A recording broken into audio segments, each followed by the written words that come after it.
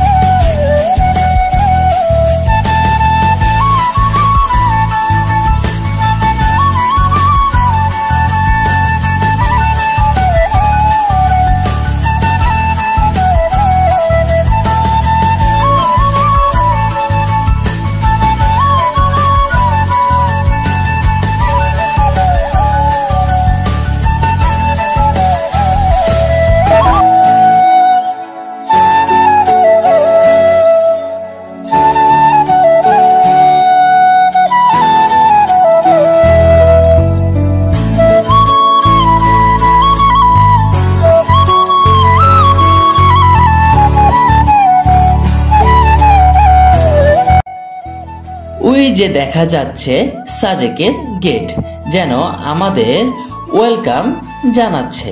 অবশেষে চলে আসলাম সাজেক ভ্যালি। আমরা সাজেকে এসে রিসোর্টে যেয়ে ফ্রেশ হয়ে আমরা এখন যাচ্ছি নাস্তা করতে হোটেলে।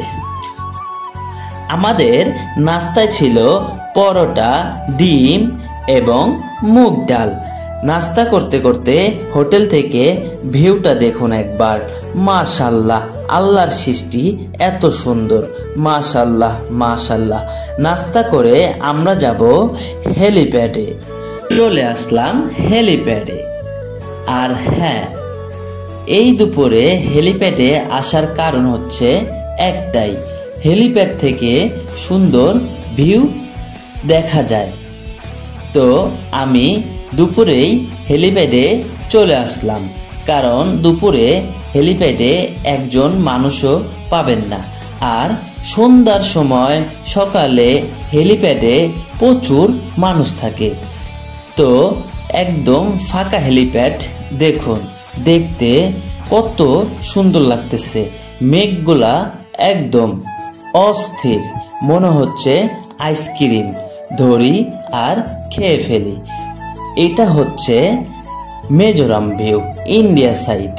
আর হেলিপ্যাড থেকে দূরে দেখা যাচ্ছে মসজিদটা। মাশাল্লাহ মাশাল্লাহ, অনেক সুন্দর।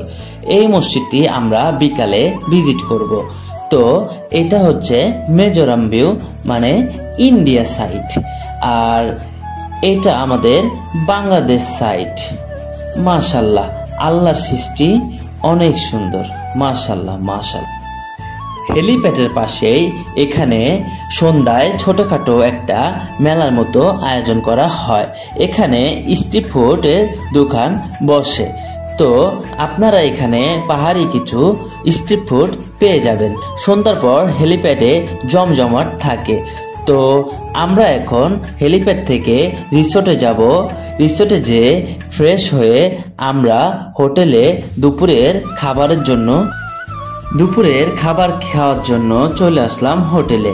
আজকে আমাদের খাবারে ছিল ভাত, আলু ভর্তা, সবজি আর চিকেন। তো আমরা খাওয়া শেষ করে রিসোর্টে যেয়ে একটু রেস্ট নিয়ে আবারও চলে যাচ্ছি সাজেকের দৃষ্টিনন্দন দারুসালাম জামে মসজিদ। এই মসজিদটি বাংলাদেশের সব থেকে উঁচু স্থানে অবস্থিত একটি সুন্দর মসজিদ। আমার দেখা সব থেকে সুন্দর মসজিদগুলোর থেকে অন্যতম একটি সুন্দর মসজিদ। আপনারা এখানে আসলে অবশ্যই 2 রাকাত হলেও নামাজ পড়ার চেষ্টা করবেন। এখানে নামাজ পড়লে অন্যরকম একটা মানসিক শান্তি পাবেন। এখন আমরা যাব সাজেকের বর্ডার রোডে। এই বর্ডার রোড নিয়ে আমি আরেকটা ভিডিও বানাবো। সাজেকের অজানা সৌন্দর্য দেখাবো, যা আপনাদের আগে কেউ কখনো দেখাতে পারেনি। আপনাদের কথা দিলাম, আপনাদের সময় নষ্ট হবে না, আপনারা ভিডিওটি দেখতে পারেন। আমরা একটু ঘোরাঘুরি করে ডিরেক্ট চলে যাই রাতের হেলিপ্যাডে। চলে আসলাম রাতের জমজমাট হেলিপ্যাডে। এখানে আপনারা পাহাড়ি বেশ কিছু স্ট্রিট ফুডের দোকান পেয়ে যাবেন। আপনারা এখানে কিছু ট্রাই করতে পারেন, যেমন মোমো, ব্যাম্বো চিকেন, পাপোড়া, জিলাপি, ছোলা ইত্যাদি। চিকেন এটা বেসন দিয়ে ফ্রাই হবে। চিকেন মোমো পাচ্ছি, টাকা দিয়ে বাসকান, নিজে নিজে পিনিক বাড়ান। ভারী হলুদের ফুল লাগালে করবেন ভুল। দিদি কি লাগবে যে? আমরা একটা ব্যাম্বো চিকেন ট্রাই করি, বাট আমার কাছে একদমই বাজে লাগে। যাই হোক, খাওয়া শেষ করে চলে আসলাম ব্যাম্বো টি খেতে। ব্যাম্বো চা বিশেষ কিছু টেস্ট নেই, সাধারণ চায়ের মতোই, জাস্ট এখানে কাপের বদলে বাঁশ ব্যবহার করা হয়। যাই হোক, চা খেয়ে আবারও হেলিপ্যাডের উপরে চলে যাই। এখানে গান বাজনা এবং ডান্সের ব্যবস্থা করা হয়েছে। এখানে একটু সময় পার করে আমরা চলে যাব রিসর্টে। সকালে দেখা হচ্ছে। আল্লাহ হাফেজ। শুভ সকাল। ভোরের আলো ফুটতে ফুটতে আমাকে উকি দিয়ে দেখছে মেঘ, আর মেঘকে আমি, যেন মেঘ আর আমার লুকোচুরি খেলা। আল্লাহর সৃষ্টি কতটা সুন্দর, আর কত অদ্ভুতভাবে আল্লাহ এই পৃথিবী সৃষ্টি করেছেন, তা পাহাড়ের কাছে না গেলে, পাহাড় না দেখলে বোঝা যায় না। আপনারা পাহাড়ে আসুন, দেখবেন আল্লাহর সৃষ্টি কতটা সুন্দর। মাশাআল্লাহ মাশাআল্লাহ, এত সুন্দর আল্লাহর সৃষ্টি। আমরা রিসর্ট থেকে বাইক নিয়ে বের হলাম হেলিপ্যাডের উদ্দেশ্যে। আমরা দেখব হেলিপ্যাড থেকে কেমন ভিউ পাওয়া যায়। চলে আসলাম হেলিপ্যাডে। আসলে হেলিপ্যাড থেকে মোটামুটি ভালো ভিউ পেলেও এখানে প্রচুর মানুষ থাকে, তাই এখানে আমার তেমন একটা ভালো লাগেনি। তাই আমি একটু সামনে চলে যাই।